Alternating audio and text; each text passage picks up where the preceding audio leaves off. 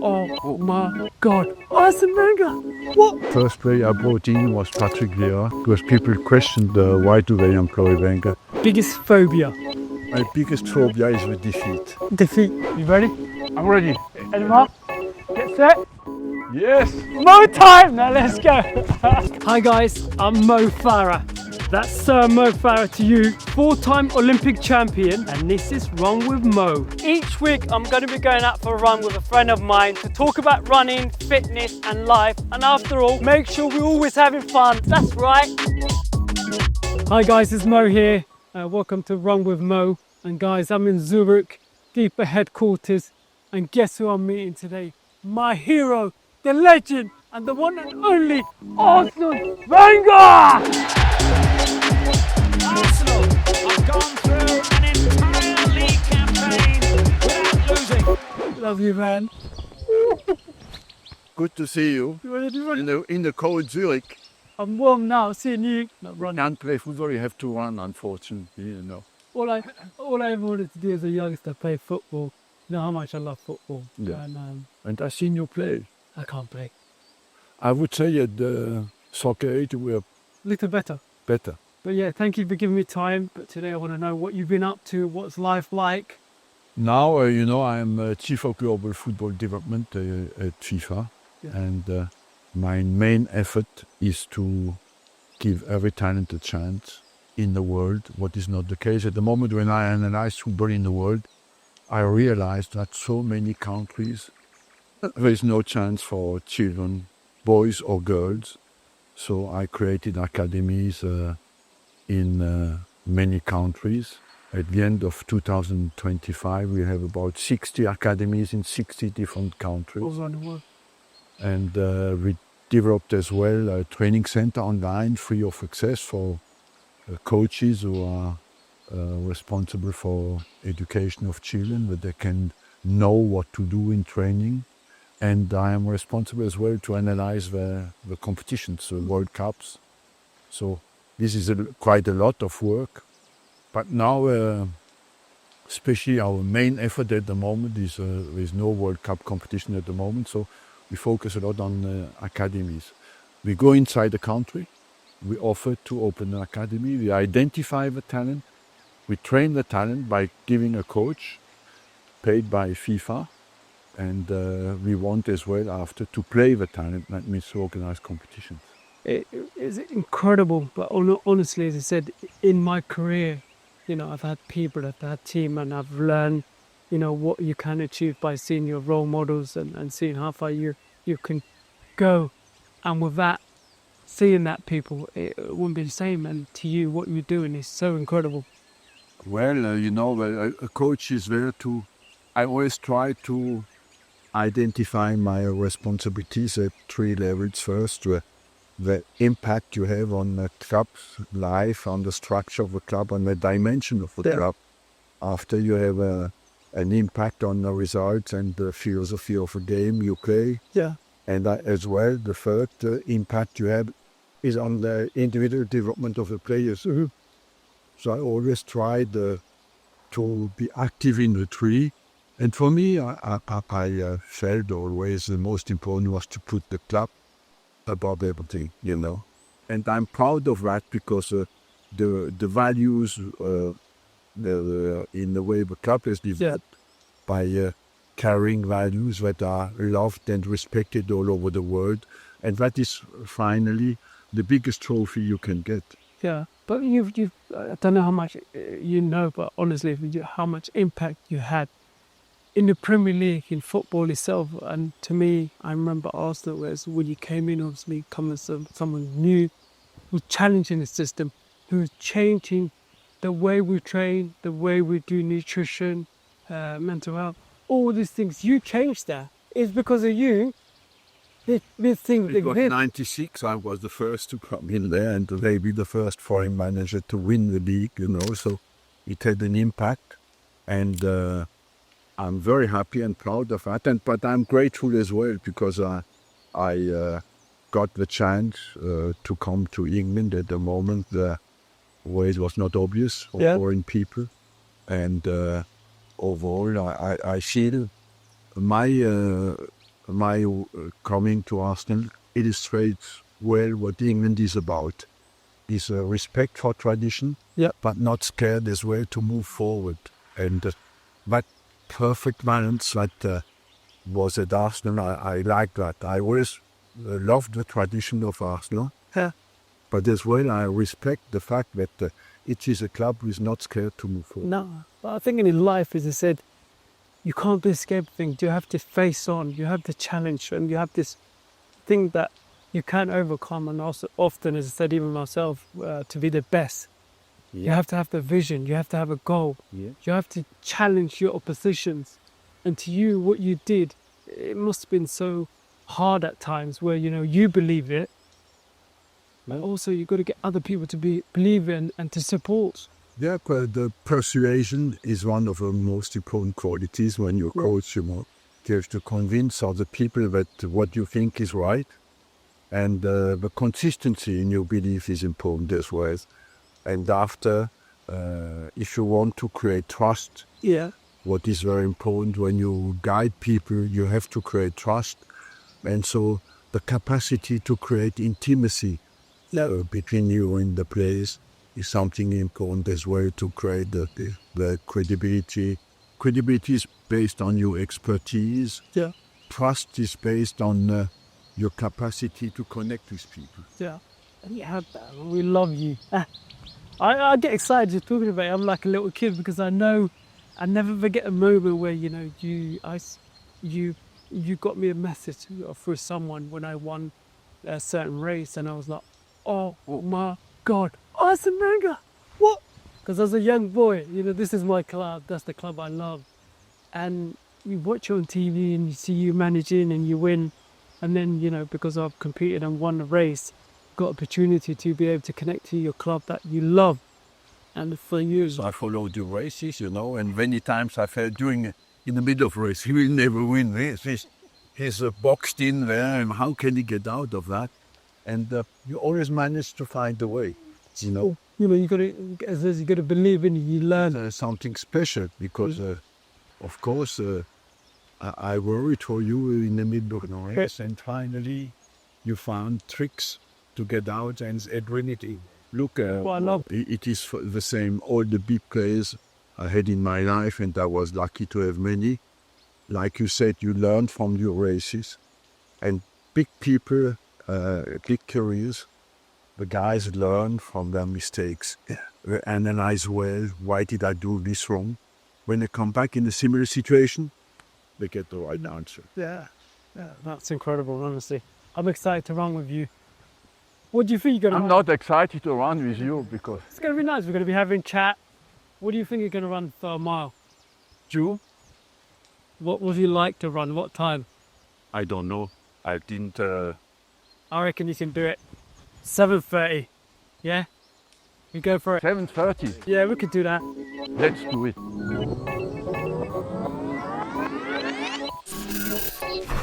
You ready? I'm ready. Head them up. Get set. Yes. More time. Now let's go. In Zurich. Zurich. On a nice pitch. So how often would you run? I don't run often. I do more gym. And because I kick the ball my whole life, every day, and I still can run, so it's okay.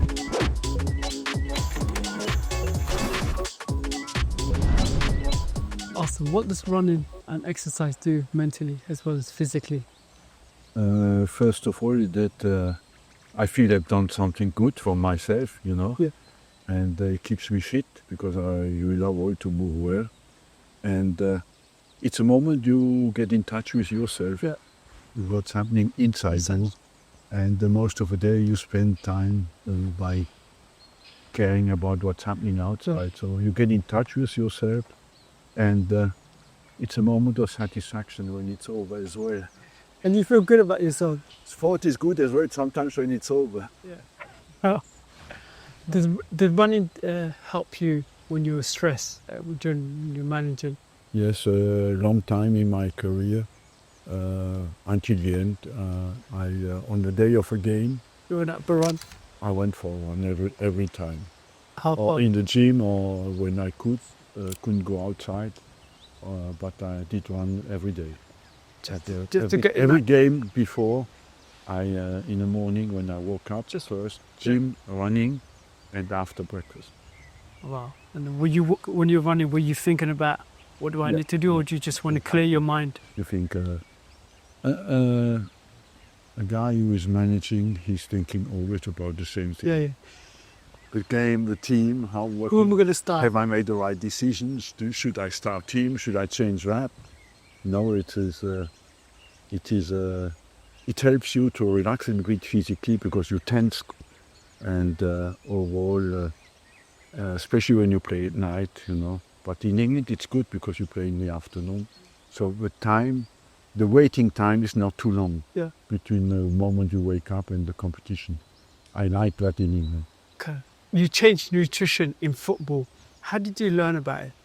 But just trying to understand how a human being works, and by experiencing yourself when you don't eat well. So I challenge the players by telling them it's like the petrol you put in the car. If you don't put the right petrol in the car, it doesn't work as well. It is stupid to practice a whole week and in the end to destroy yourself by not having a good diet. Part of it, it's what you call the invisible training. Yeah. No, it's incredible. Honestly, I look back now and Now it is all the centres, all the stuff. tremendously. Because of you. You changed that. We had a doctor to teach how to eat, what to eat, So I think it was needed, and since then the English society has changed a lot. A lot. Yeah. And I think you should be proud of what you've done because of you, that has changed. Players are looking at it now and going, how can I recover? What can I do extra? And getting ice baths, use the facilities that they can in order for them to be fresh for the preparation. And the recovery has improved a lot, since. Yeah. And that is, look at the body of the players now when they take their shirt off, are perfect athletes. Yeah. The diet is part of that. Huge. Diet's important. Arsène, what techniques do you use to teach players and to recover, particularly with Arsenal when you were there? Because you change a lot. Yes, I tried to convince them, when you play every 3 days, that the recovery is important, and brought specialists in as well. And eating the right food and stretching, digesting. Food. But as well, it changed a lot in training itself. Is more based on technical exercises, on more all with the ball. What is now become common everywhere. We dedicated less time to purely physical work and more time to technical ability and technical work and connections between the players. So that at that time, I think it was important. Yeah, wow. Man, it's changed a lot. Now you look at it and you see all these things. And Arsenal was always, on the back. The reputation of having a team who is mobile, with quick connections and quick movement, and overall to have a perfect balance. When you had Henry was always half left, Pires coming in and Ljungberg making the run, Bergkamp giving the ball. So at the start, at that time when I came in, of course, that made a huge difference. But you've created such an incredible team, atmosphere, happiness, and often, as I said, as a fan, we look at Arsenal and go, wow. But all of that, there's a now we have good teams again, I feel now we have a good team again, and we can win the championship again. And that's why we sit behind our television, or you are sometimes you're there, and I think we have hope again to come back to that level. No, we will. What inspired you to write your book? I was not convinced at the start to write my book because I didn't want to talk about the players and what they did wrong and good, And the editors convinced me to do, and I thought finally maybe My daughter one day will be happy to see what I did, or I can give a message to people what you can learn from management. And so I wanted more an overall book about what management is about and what I went through, and overall I thought, okay, let's do it. It is a different experience in life, and it's quite interesting. So to do it. Yeah. But that's why in the end the editors convinced me to do it. No, so it's amazing. Thank you for giving that opportunity, and I'm sure your daughter should be proud of you. And I think that are so many people, and I think it's important, like myself and you, that we could share these things to, so people can overcome, can achieve things that we have done, not maybe quite at that level, but give themselves that chance. Because often people don't want to give themselves a chance, don't want to give themselves that opportunity, and it's being able to be brave. Yes, we have to just to use this opportunity to encourage them to try to live their dream, because everybody is talented for something, and everybody has a dream. But most of the time people postpone the dream and say, okay, I'll do it next year, I'm not ready now. Yeah. And We'll just, our lives should encourage people to try to go for that dream. what major changes do you see in football in the next 10 years? I would say that purely technically, less time available for the players to make decisions, more pressure, more worldwide football, and maybe we have to develop bigger squads, because the demands on the players are becoming bigger, and as well educate the players to cope with the new developments. That means being perfect athletes, but as well being capable to analyze well, to take informations before they get the ball, to make quicker decisions, and to realize as well the quality of the decision making will be absolutely vital in the final third, for example. So the demands are higher in every position. Yeah. For the defenders to be better technically in the build-up, for the strikers to defend quicker when they lose the ball. So everybody demand to be a complete player has increased. Everybody has to be capable to do everything defensively and defensively. And understand it, I guess. And understand at a high pace what's going on. It's often for me, as a growing up, you with the ball and that was it. But now, as I said, more goes into The it. continuity in the game is very important, yes. I was watching a Tottenham versus Chelsea, and that was 15-20 minutes. It was this. Yes, I was like, just a high fast, intensity. Yeah, Arsène, I've always said to myself, to overcome the next things that in my mind, I've always got more than what you think you have. So often at times where I'm struggling, I always tell myself one more mile, one more thing. And if we can all do that, we'll take one more step forward, we can overcome so many things. Do you have any mottos or any things that you tell yourself to get you through the line? Well, usually, personally, I believe that we are tempted to be a bit too much protective of ourselves and not push ourselves enough. When I look back in my life, I feel that when you're young, you always put the brakes on a bit too early, you know. Don't be scared to push yourself, and you discover a lot about yourself as well when you accept to suffer. Yeah. In life, when you want to be at the top level, suffering is optional. Yeah. You choose, Pain is not avoidable, Yeah. but the suffering is optional. You decide how far you can go. And at the top level, people push themselves as far as they can, and that is certainly the common thing between you running and the football player. Is people push themselves. You can overcome that. Continuously, self-development is very important. And one thing I always tell the younger kids, and they said, don't be afraid to make mistake. No. Go for it. It's okay to make mistake. Is that mistake? Learn from it. Learn from it, yes. And encourage. And even some of the parents who's watching and younger kids, often I get the questions, how do I get my son to do this? How can I get my son to sign up? The passion, the belief, and you just have to stand by them and continue to support them and encourage them and let them make mistakes. Yeah, of course. And after question them, why do you think you made this mistake? If you analyze well, they improve. Wow, incredible. Thank you, Arsène. For you, what you've done, Arsène, oh my God, I don't know if you realise it. Just try to do well at what you do. And I was passionate. I still am. Yeah. You're doing good, you're doing good. Looking great, Arsène. Try to survive.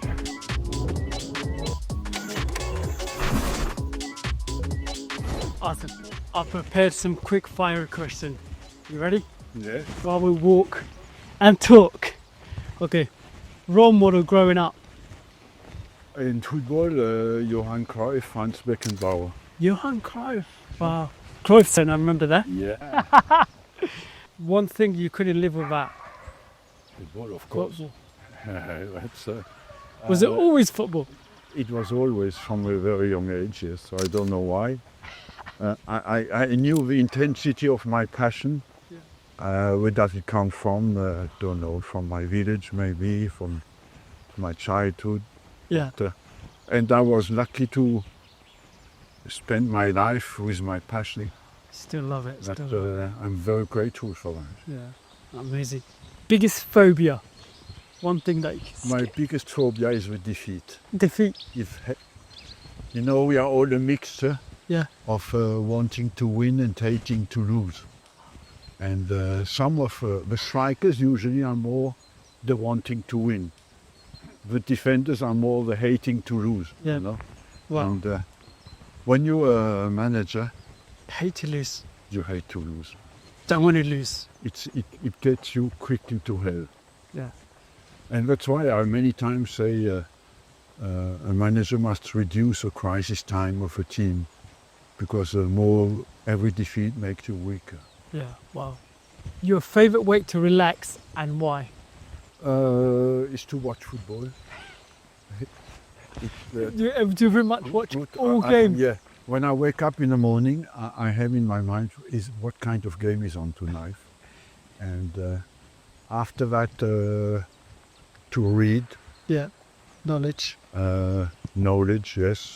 Develop, self-development, informations. Now I'm a lot in files about how to improve the game all over the world. So, but overall, the relaxing is to watch a Premier League game. Yeah, so it's important. Yeah, for all of us. One piece of advice you would give younger self?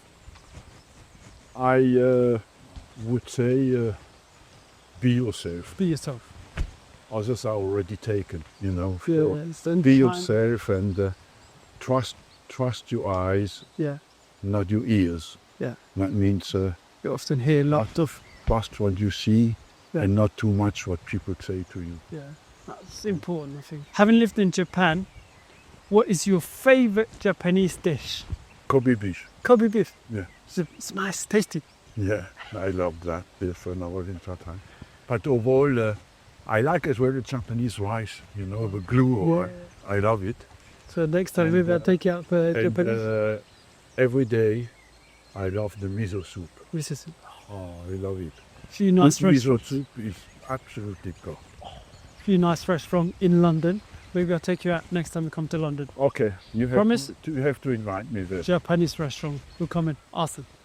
The proudest moment as a manager. Maybe having come to England with Arsène to win the first Premiership, and looking at the manager. As a manager, you want always to have a perfect season. So the fact that you were in 2004 unbeaten for 49 games, because that's where you think you never know how good you are as a manager. No. And you never know if you do well, because even if you win the Premier League, you could think maybe somebody else would have made better. Yeah. You know? But when you don't lose at all, you think it's not much room. When Still you, record. Still there. but overall, I would say is to be truthful, I'm grateful to Arsenal because I did good and less good things. But I'm grateful because I could work with my values for as long as I worked for the club, and I feel that is really the luckiest thing you can have in life. Wow. The best piece of business you did as an Arsenal manager? It depends if you look at it financially. You could say many. But maybe the credibility I got first was the first player I brought in was Patrick Vieira. Yeah, Who gave a lot of, because people questioned why do they employ Wenger, and after of course you have the following Petit, Henry and all. Overmars. And now Bergkamp was already there, and Elka. You have so many players, but the Colo, the Flower, and you have but I think just the first players you bring in, you always judged on, you know. And after, of course, you have so many players. tell me, People never speak about like Van Persie, Fabregas. I was there. Exceptional players. And I was lucky I met these players, and I'll never forget that moment where you gave me a chance to be able to train with the players, and Theo Wilcock there, Van Persie, You know that Thierry Henry, players like Kieran Gibbs. Van Persie scored 96 goals for Arsenal. Not far from Ian Wright, who scored 105. Wow. Of course, Thierry is 175, I think. So. Yeah. What was the hardest thing that you overcome as an Arsenal manager? The hardest thing, it's not necessarily one I got the most credit for, is to maintain the club in the top four for when we built a new stadium. Because we had no financial resources. Yeah. And to do it for 20 consecutive years, of course in the first 10 years we could compete with others, but after we had always to sell our best players, and to maintain them in the top four was difficult. Because at the end of the day, when you look, we were 3 times champions, 5 times second, 5 times third, 6 times fourth, you know. So it is, of course, to have a consistency is very difficult. And when you had not the resources anymore, and you had City, Chelsea, Liverpool, Man United, Tottenham, and so have so many teams. Yeah. It was different, and in the end we maintained to survive at the top level. I think in 2016 and 2011 we should have won the championship. Yeah. And So cool. the year where Leicester won it. That was surprised. Everybody was surprised. Yeah, but But sometimes, we lost only 3 games. yeah, but sometimes it's easier if we're coming from underdog. Yeah. If no one's heard of And you realize today, this weekend, Vardy still has scored goals. Yeah. And he's now, how old is he, 35 or 36? 36.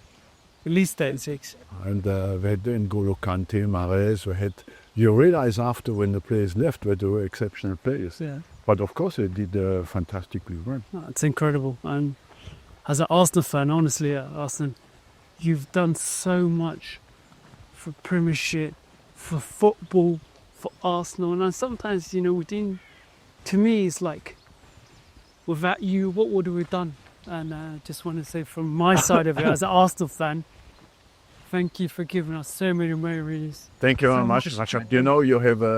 We are proud to have you as a fan.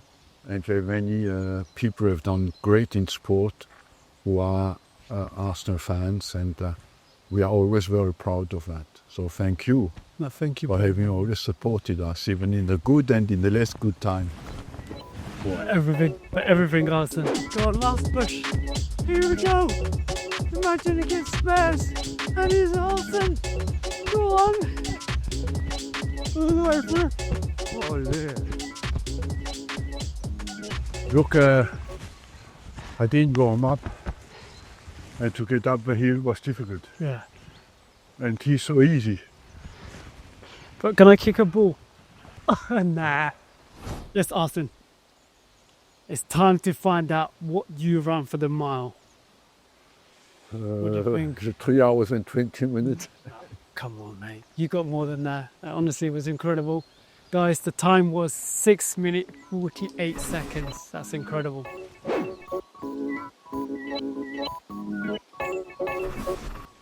I think that's a big hug. Thank you. Thank you, Arsène. I know I've always asked my guests, who would you like to see on my show next? Anyone that you think that should run with? You should take one of my former players. Just close your eyes and think, who would you like there? Thierry, Beckham, Overmars. Well, Captain be a good idea because he doesn't come a lot out, you know, he doesn't speak a lot. Okay, who did you... Go on, you say it. I would like you to invite him, yes? Dennis Bergkamp will come to your next show. And you will tell him he has to beat my time. I will do that. Beckham next. Thank you, Arsène. Thank you. If you haven't already, make sure you like, comment, subscribe. Hit that button to watch more of my stuff. Run with Mo is coming.